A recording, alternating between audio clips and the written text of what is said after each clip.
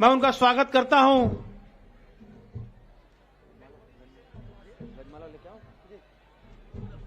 मैं आग्रह करूंगा कि हमारे राहुल गांधी जी का स्वागत के लिए हमारे बीच हमारी शैलजा दीदी, हमारे उना जी, हमारे प्रदेश के अध्यक्ष दीपक बैज जी, सबसे मेरा आग्रह है कि राहुल गांधी जी गजमाला के साथ स्वागत करें।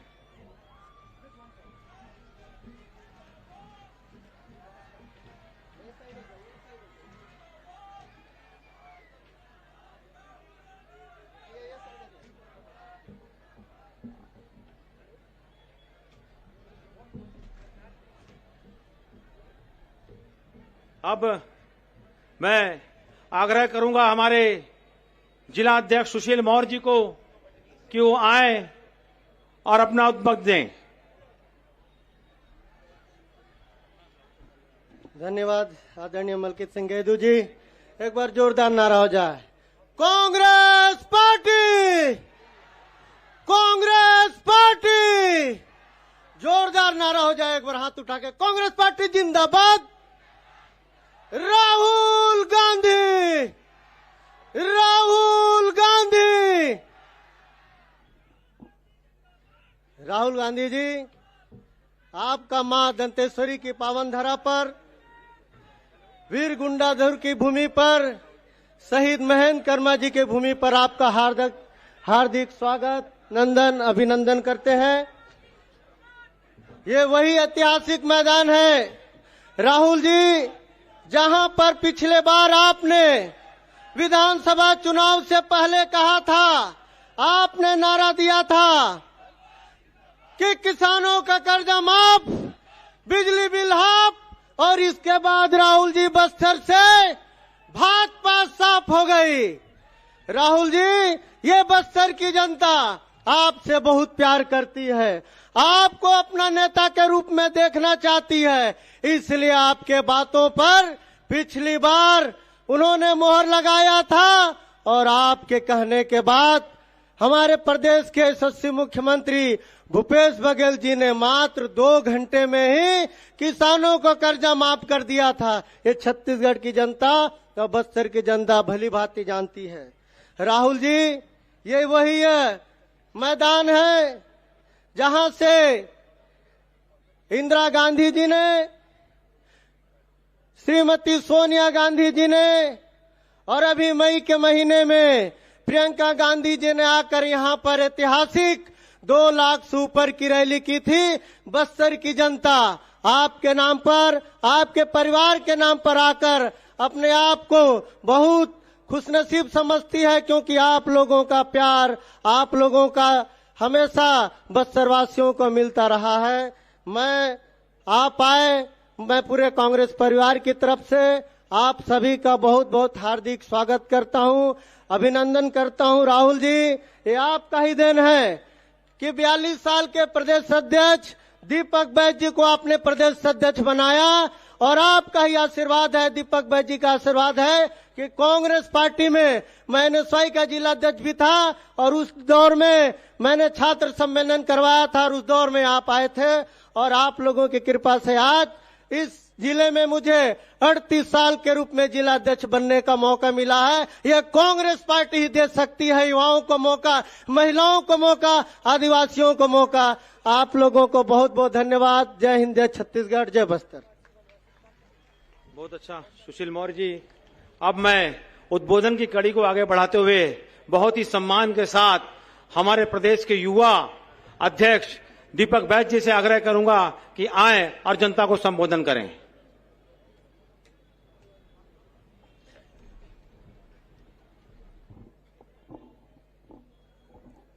आज के हमारे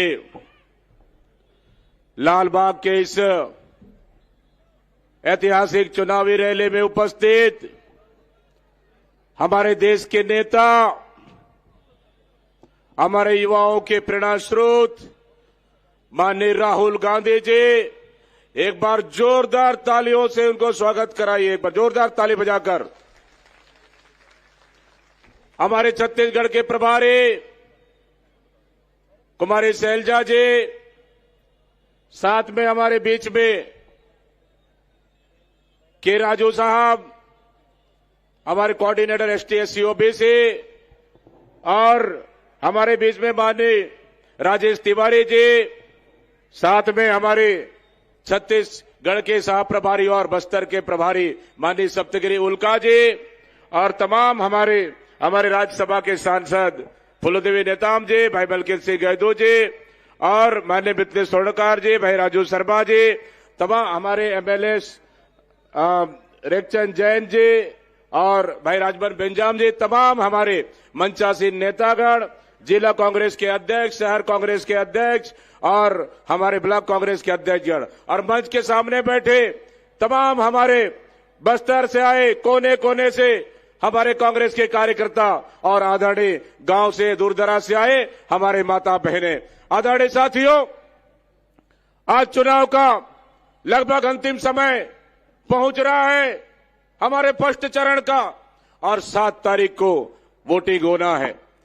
हमारे माननीय राहुल गांधी जी आए हैं आज बस्तर की जनता को संबोधित करने, आज बस्तर की जनता को संदेश देने कि आने वाला समय में जब कांग्रेस की सरकार बनेगा छत्तीसगढ़ में, फिर बस्तर के लिए काम होगा। हमारी सरकार, कांग्रेस की सरकार ने पिछले 5 सालों में बस्तर के लिए ऐतिहासिक काम हुआ। हमारी सरकार ने आदिवासियों के इमली महुआ टोरा का रेट बढ़ाने का काम किया। हमारी सरकार ने जल जंगल जमीन देने का काम किया हमारे आदिवासियों भाई बहनों को। आदरणीय साथियों, हमारी सरकार ने बस्तर के माता बहनों के हाथों को मजबूत करने का काम किया और हमारी कांग्रेस की सरकार ने इमली महुआ टोरा की रेट देने का काम किया। हमारी कांग्रेस की सरकार ने बस्तर में ऐतिहासिक काम हुआ है।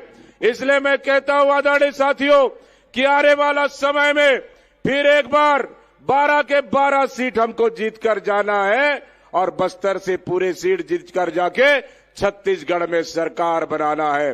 भारतीय जनता पार्टी के राज में यहां आदिवासियों पर अत्याचार होता था।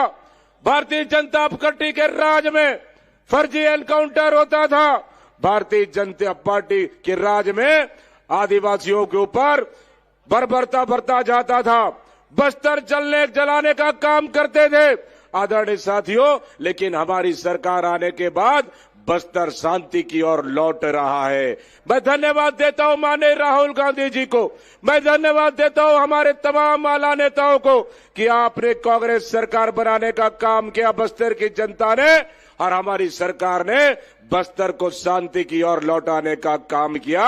आने वाला समय में फिर बस्तर से पूरे सीट जिताना है और बस्तर के अधूरा सपना, यहां की जनता के अधूरा सपना को जो बस्तर की जनता ने देखा था, उन सपना को पूरा करना है। आदरणीय साथियों, हमारी सरकार ने पिछले समय कहा कि कर्जा माफी करेंगे।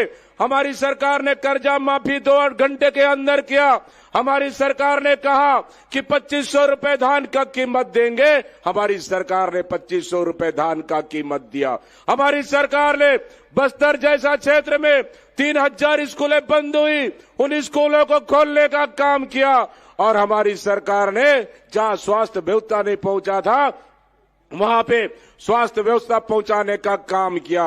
आदरणीय साथियों, हमारे बस्तर के कोने कोने में बिजली, सड़क, पानी पहुंचाने का और पीडीएस और चावल पहुंचाने का अगर काम हुआ है तो हमारी कांग्रेस की सरकार में हुआ है। आदरणीय साथियों, इसलिए मैं कहना चाहता हूं कि हमारे बस्तर इस 5 साल में बदल रहा है और आने वाला समय में जब कांग्रेस की सरकार बनेगी, फिर से बस्तर को पूरी तरह से बदलने का काम करना है। हमारे बस्तर के बच्चों को हमारी सरकार ने इंग्लिश मीडियम का पढ़ाने का शुरुआत की है, ताकि हमारे बच्चे भी जब इंग्लिश बोलेंगे देश और दुनिया देखेगा। आदरणीय साथियों, हमारे बस्तर में हमारे डेरेक्स जैसे फैक्ट्रियां खुली, जहां यहाँ के लोगों को रोजगार मिला, यहाँ की बोली भाषा को, संस्कृति को महत्व मिला। देवगुड़ी बनाने का काम हुआ, गोटुल बनाने का काम हुआ। हमारे बस्तर से मलेरिया मुक्त अभियान का शुरुआत हुआ। हमारी बस्तर से यहाँ के आदिवासी बच्चों को कुपोषण मुक्त चलाने का अभियान हमारी सरकार ने किया है आदरणीय साथियों। इसलिए मैं आह्वान करता हूं कि हमारी सरकार जब बनेगी, बस्तर के विकास के लिए, बस्तर के प्रगति के लिए, बस्तर के उन्नति के लिए आने वाला समय में बेहतर काम करेगी। भारतीय जनता पार्टी के राज में चना, नमक और चावल पे बस्तर को उपयोग करता रहा, लेकिन आना हमारे और उसके बाद हमारा टिफिन बांटना, मोबाइल देना, तेंदुपत्ता का जूता बांटने का काम करता रहा। लेकिन हमारी सरकार आने के बाद बस्तर के बच्चों को पुलिस भर्ती में, बस्तर के बच्चों को नौकरी लगाने का काम हुआ है। हमारी सरकार ने इमली महुआ का पैसा सीधा आपके खाते में देने का काम हुआ है। और आने वाला समय में हमारी सरकार फिर से कर्जा माफी करेगी ताकि बस्तर के किसानों को फायदा होगा। हम आने वाला समय में हमारी बस्तर के युवाओं को आज हाथों को मजबूत करने के लिए हमारी कांग्रेस ने संकल्प लिया है ताकि यहां के लोगों को रोजगार मिल सके। ये हमारी सरकार का महत्वपूर्ण निर्णय है आदरणीय साथियों। इसलिए मैं कहना चाहता हूं कि आने वाला समय में फिर से बस्तर का पूरे के पूरे सीट जीतकर हमको देना है। पिछले समय यही समय माननीय राहुल गांधी जी आए थे और उनका संबोधन से, उनका संदेश से हम बस्तर में 12 सीट से 11 सीट जीत कर गए थे और इस समय फिर बस्तर के 12 से 12 सीट जीत कर जाएंगे। आपका गांधी परिवार का बस्तर से हमेशा लगाव रहा है। आपके परिवार से हमारा आदिवासियों का गहरा संबंध रहा है। निश्चित रूप से आपके आने से हमारे बस्तर की जनता में उत्साह का संचार होगा, हमारे कार्यकर्ताओं में उत्साह का संचार होगा और आपके आने से निश्चित रूप से बस्तर में चुनावी माहौल, चुनावी फिजाएं निश्चित रूप से बदलेगी और हम बस्तर से फिर भरोसा दिलाते हैं आपको कि हम 12 से 12 सीट जीत कर देंगे।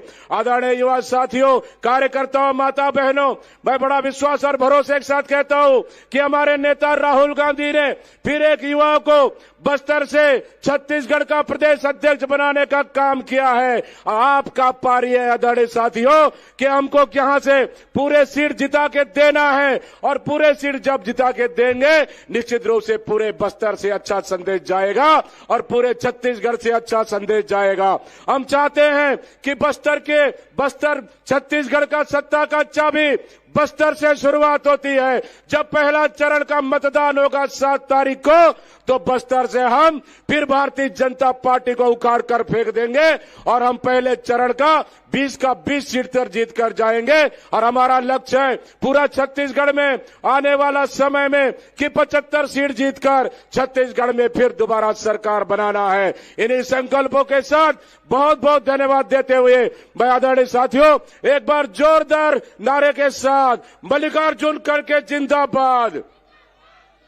थोड़ा सा आवाज नहीं आ रहा, एक बार और जोरदार, मल्लिकार्जुन खड़गे जिंदाबाद, सोनिया गांधी जिंदाबाद, राहुल गांधी जिंदाबाद, प्रियंका गांधी जिंदाबाद, कुमारी शैलजा जिंदाबाद, भूपेश बघेल जिंदाबाद, बस्तर की जनता जिंदाबाद। एक बार जोरदार हाथ उठा के बताइए कि हम बस्तर से 12 के 12 सीट जिता के देंगे कि नहीं, बताइए एक बार जोरदार तालियों के साथ। बहुत बहुत धन्यवाद देते हुए मैं अपने वाणी को विराम दे रहा हूं। जय भारत, जय छत्तीसगढ़, जय हिंद, बहुत बहुत धन्यवाद।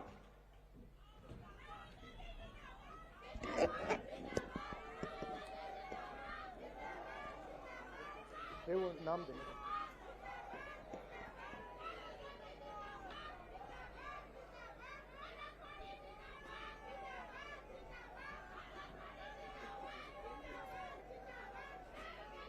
कुमारी शैलजा जी, पीसीसी प्रेसिडेंट,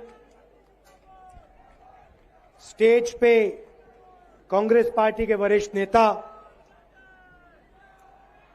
भाइयों और बहनों, हमारे प्यारे कार्यकर्ता, प्रेस के हमारे मित्रों, आप सबका यहां बहुत बहुत स्वागत, नमस्कार।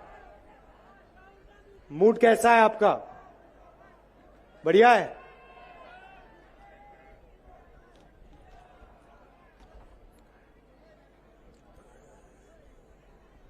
बीजेपी के जो नेता हैं, कभी आप उनका भाषण सुनो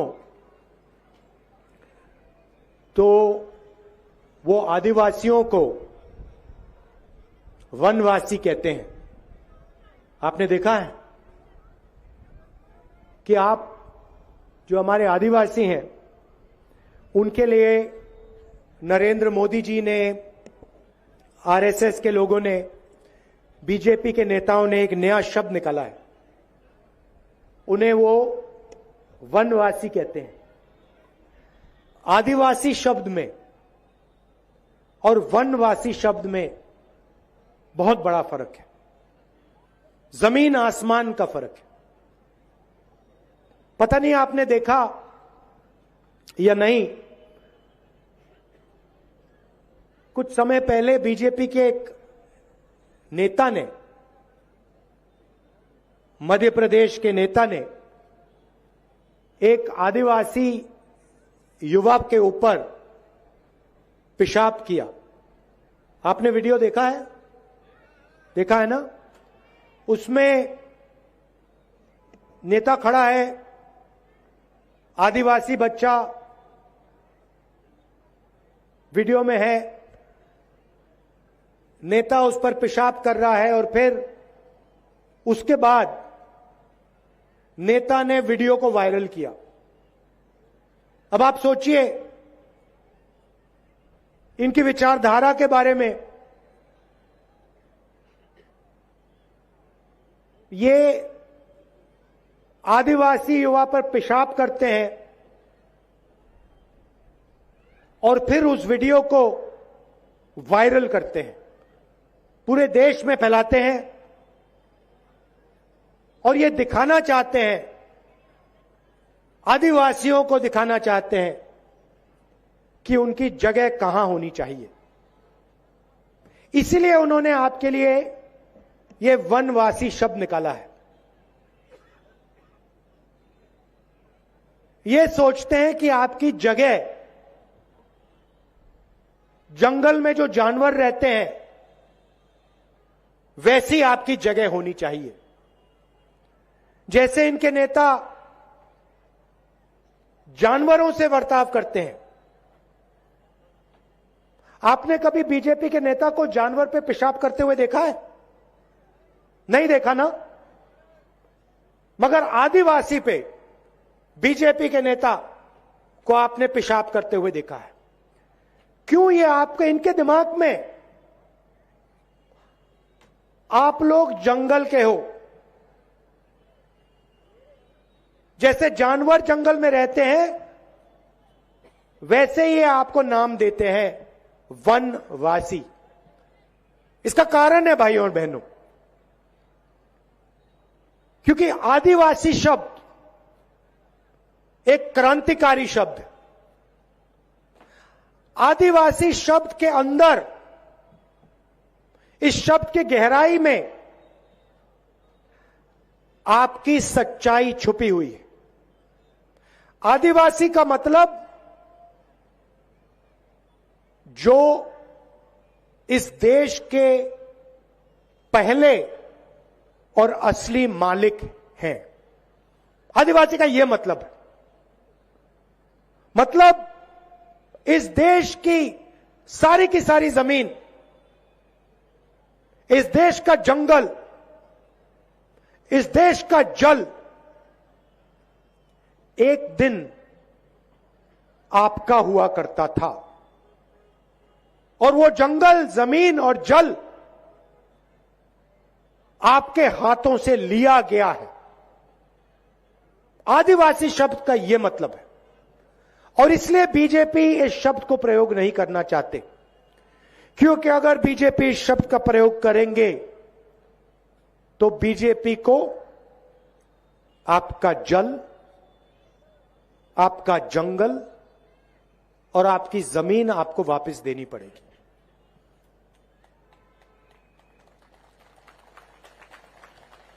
और ये उस बात को मानना नहीं चाहते हैं। इसीलिए इन्होंने यह नया शब्द निकाला है, वनवासी। वो लोग जो जंगल में रहते हैं, जानवर जैसे जंगल में रहते हैं। ये शब्द आदिवासियों का अपमान है। इस शब्द को कांग्रेस पार्टी कभी नहीं स्वीकार कर सकती है। हमने आदिवासी शब्द, आदिवासियों के लिए हमने क्या किया? ट्राइबल बिल लाए,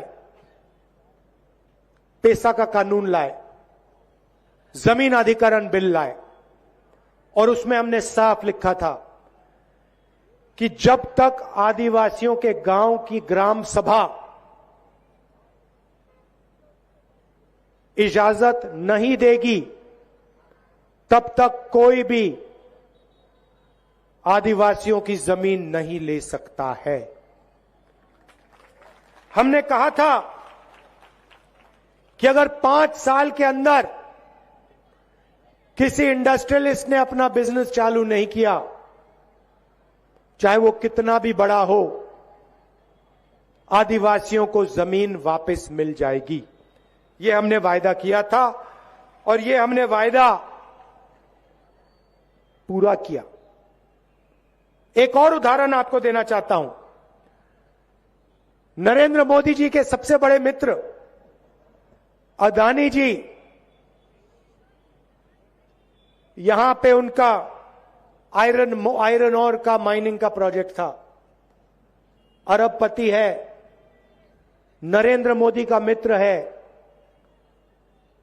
मगर अदानी का प्रोजेक्ट कांग्रेस पार्टी ने कैंसिल करके दिखा दिया, उसे परे कर दिया। क्यों? क्योंकि हमारे आदिवासी भाइयों ने कहा कि हमें यह प्रोजेक्ट यहां नहीं चाहिए। हमने आपकी आवाज का आदर किया और देश के सबसे बड़े उद्योगपति नरेंद्र मोदी का सबसे बड़ा मित्र, उसका प्रोजेक्ट हमने रद्द कर दिया। क्यों? क्योंकि आप वनवासी नहीं हो, आप आदिवासी हो और छत्तीसगढ़ की जमीन, जंगल और जल आपका है और इसका हक आपको मिलना चाहिए। अब देखिए, मैंने 3-4 बार अपने भाषणों में कह दिया कि वनवासी शब्द आदिवासी इतिहास, आदिवासी भाषाएं, आदिवासी के कल्चर पर आक्रमण है। पहले नरेंद्र मोदी हर भाषण में वनवासी कहते थे। आज उनके भाषण सुनिए, उनके मुंह से वनवासी शब्द नहीं निकलता है। अब अपने भाषणों में वो आदिवासी कहते हैं, मगर सोच भाइयों और बहनों वनवासी वाली सोच है।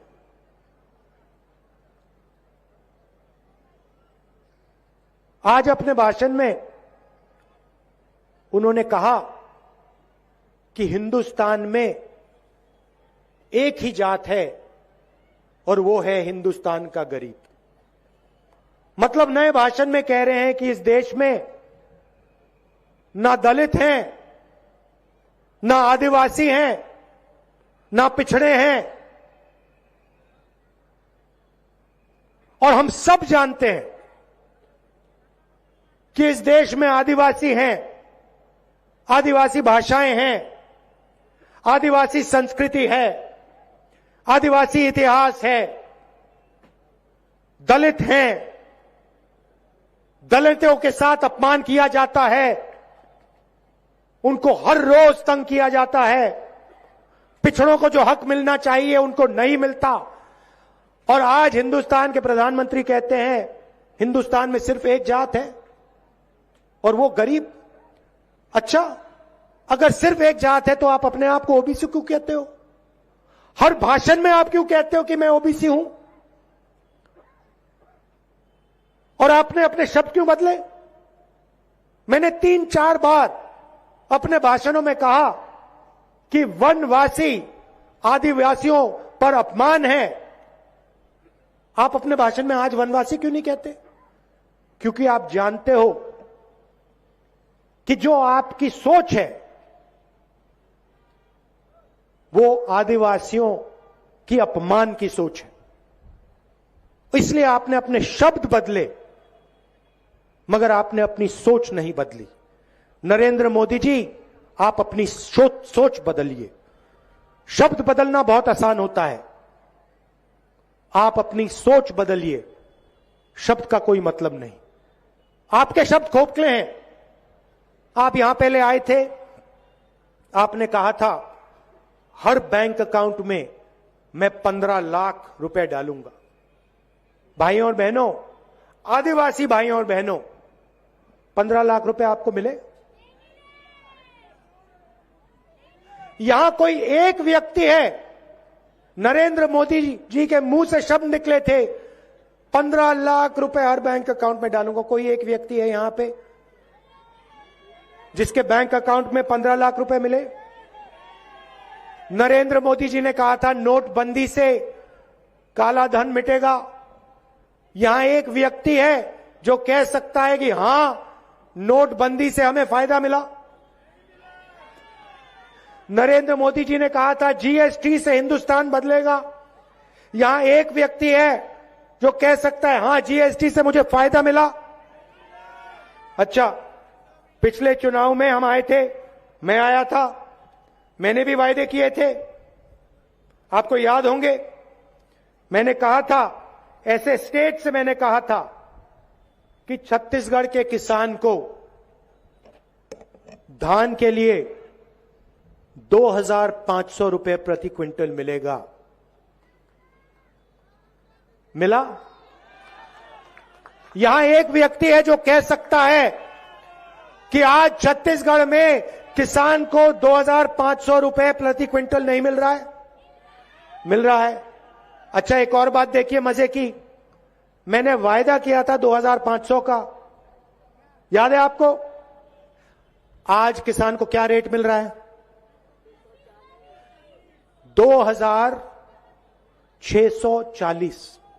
मैंने वायदा किया था 2,500 का, मिल रहा है 2,640। आपने हमें यह तो नहीं कहा कि भैया बढ़ाओ, नहीं, हमने एकदम बढ़ा दिया। क्यों? क्योंकि हम किसान से बात करते हैं, हम किसान के दर्द को समझते हैं। और मैं आपको यहां कह रहा हूं, देखिए आज 2,640 है, आपको कहने की जरूरत भी नहीं पड़ेगी। आने वाले समय में ये बढ़ता जाएगा, बढ़ता जाएगा, बढ़ता जाएगा। ये कुछ ही समय में 3,000 हो जाएगा। नरेंद्र मोदी जी ने कहा था कि कांग्रेस पार्टी किसानों का कर्जा माफ नहीं करेगी। मैंने अपने भाषणों में कहा था, पहली मीटिंग में छत्तीसगढ़ के किसान का कर्जा माफ होगा। भाइयों और बहनों, कुछ ही दिन पहले मैं खेत में गया, मैंने 2 घंटा धान काटा। वहां पे किसानों से मैंने पूछा, आम किसान से मैंने उनसे पूछा, भैया एक बात बताओ, आपका कर्जा माफ हुआ? मुझे कहते हैं, राहुल जी आप क्या कह रहे हो, मेरा कर्जा माफ हुआ जो मैं सपना भी नहीं देख सकता था। मैंने गाड़ी खरीदी है राहुल जी, गाड़ी, मोटरसाइकिल नहीं, मैंने गाड़ी खरीदी है। और जो हमने कर्जा माफ किया, हमारे बीच में और नरेंद्र मोदी जी के बीच में फर्क समझिए। हमने जो कर्जा माफ किया,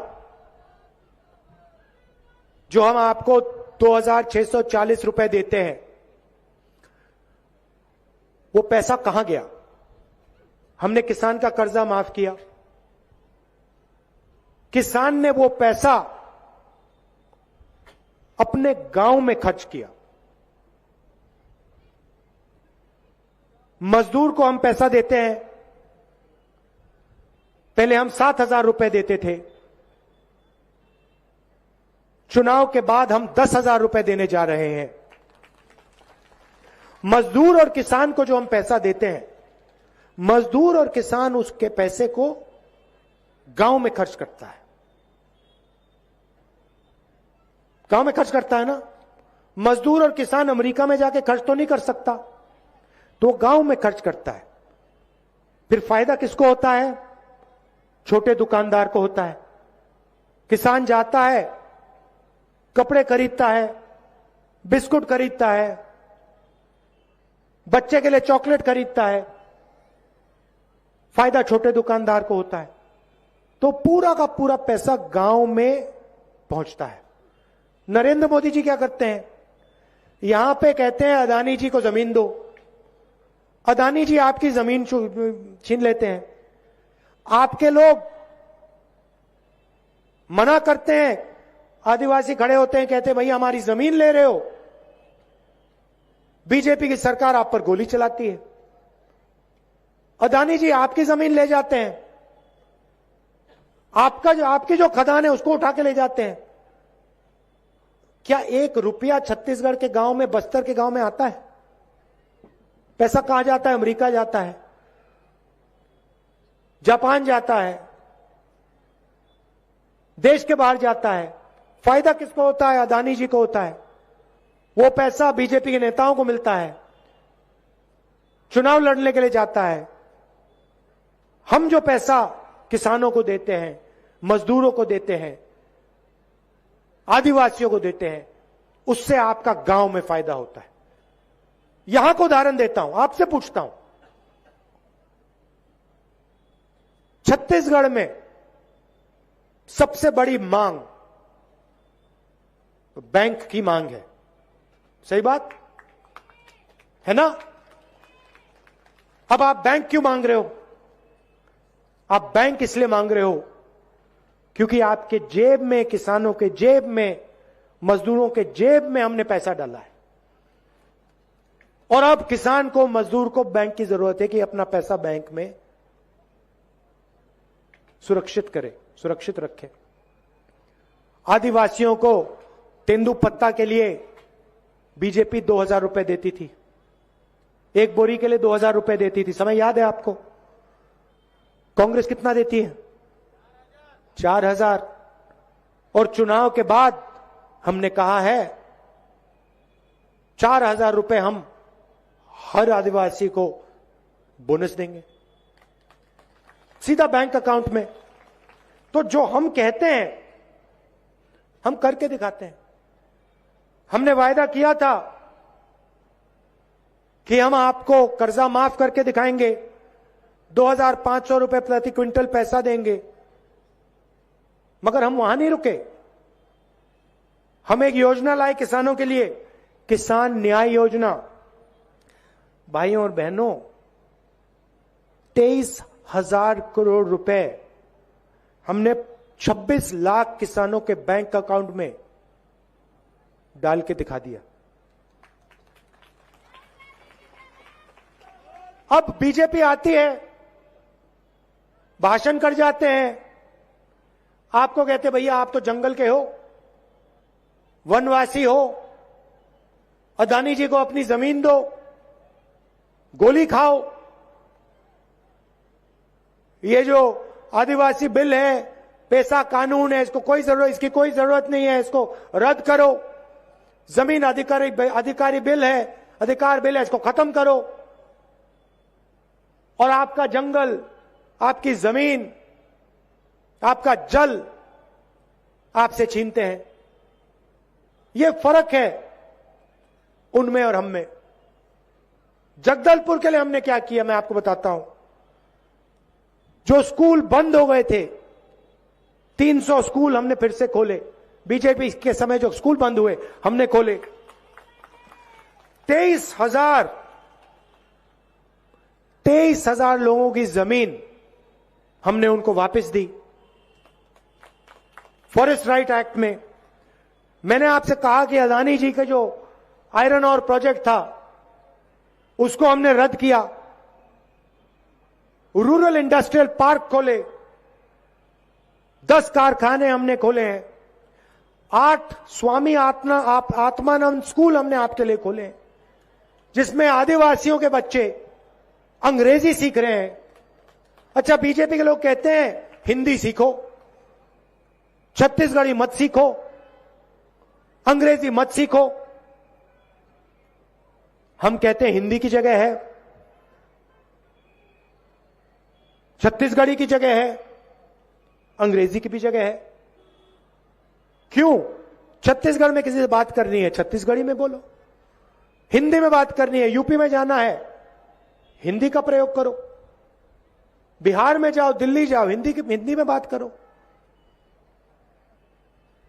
देश से बाहर किसी से बात करनी है, कंप्यूटर चलाना सीखना है, गूगल पे सर्च करना है, कॉल सेंटर में काम करना है,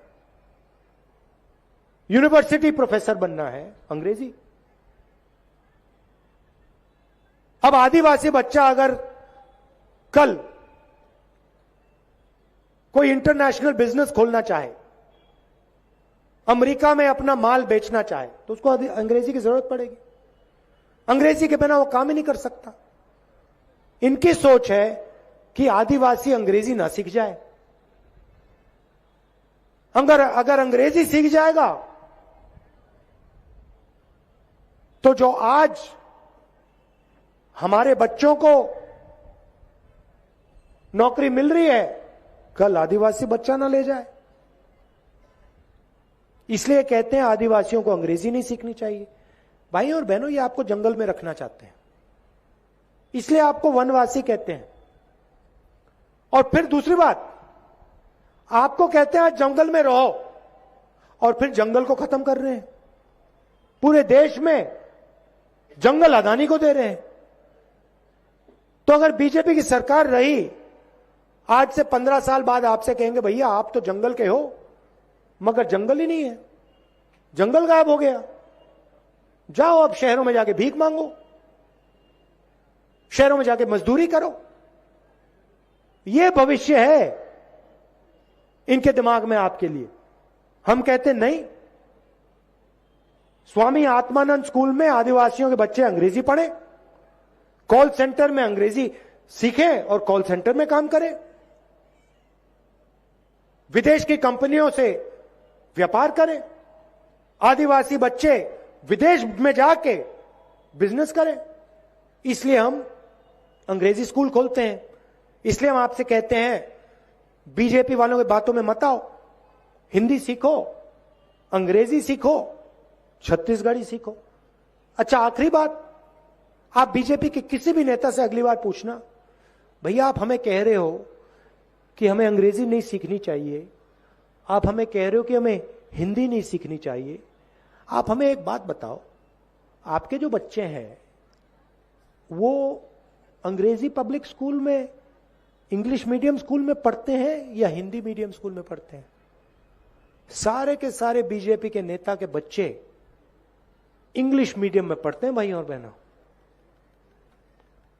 और वो चाहते हैं कि गलती से भी आदिवासी बच्चा अंग्रेजी ना सीख जाए, क्योंकि वो जानते हैं कि अगर आदिवासी बच्चे अंग्रेजी सीख जाएं तो आदिवासी दूसरा सपना देखना शुरू कर देंगे।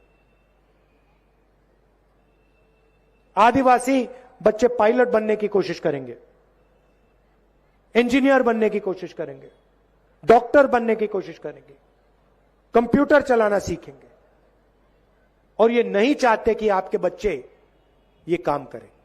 इसलिए इन्होंने ये शब्द वनवासी निकाला है। और मैं बता रहा हूं आपको, ये जो इनका शब्द है ना, इस शब्द को कांग्रेस पार्टी मिटा के दिखा देगी। ये बीजेपी के लोग, आप देख लेना, बीजेपी के लोग में वनवासी बोलने का दम नहीं रहेगा। मिटा लेंगे इस शब्द को हम हिंदुस्तान से। ये आप आदिवासी हो, आदिवासी रहोगे, और ये देश का जल, जंगल और जमीन, उस पर आपका हक रहेगा। जल का फायदा, जंगल का फायदा, जमीन का फायदा आपको मिलेगा। हम आपके साथ खड़े हैं, 1 इंच पीछे नहीं हटेंगे। चाहे वो अदानी की मदद करें, चाहे किसी और उद्योगपति की, आपकी जमीन लेने से पहले आदिवासियों से परमिशन लेनी पड़ेगी। आप सबका दिल से धन्यवाद। कांग्रेस पार्टी का समर्थन कीजिए। तेजी से छत्तीसगढ़ में प्रगति हो रही है और तेजी से प्रगति होगी। धन्यवाद। जय हिंद।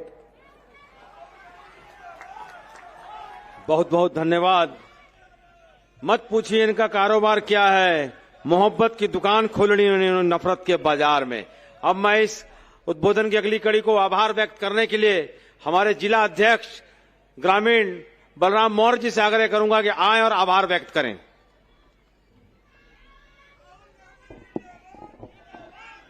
आज के इस चुनावी सभा में उपस्थित हमारे पूर्व राष्ट्रीय अध्यक्ष आदरणीय राहुल गांधी जी, आदरणीय कुमारी शैलजा जी और हमारे छत्तीसगढ़ के प्रदेश कांग्रेस अध्यक्ष आदरणीय दीपक बैद जी और हमारे आदरणीय सप्तगिरी उल्का जी, हमारे छत्तीसगढ़ के सहप्रभारी और हमारे राष्ट्रीय सचिव आदरणीय राजेश तिवारी जी और यहाँ उपस्थित हमारे आदरणीय मिथिलेश स्वर्णकार जी, हमारे इस मंच में उपस्थित सभी सम्मानित मंच और हमारे बस्तर जिला के ग्रामीण और शहर के सभी ब्लॉक अध्यक्षगण और सभी हमारे माताएं और बहनें, आज इस चुनावी सभा में हमारे आदरणीय राहुल गांधी जी आए और इससे हमारे बस्तर में हमारे कांग्रेस को, हमारे हाथ छाप को बहुत बड़ा फायदा होगा और सब हमारे माताएं और बहनें बहुत दूर से आए और आज का कार्यक्रम को सफल बनाए। इसके लिए मैं बहुत बहुत आप लोगों को आभार व्यक्त करता हूं और आज के कार्यक्रम का समाप्ति का घोषणा करता हूं।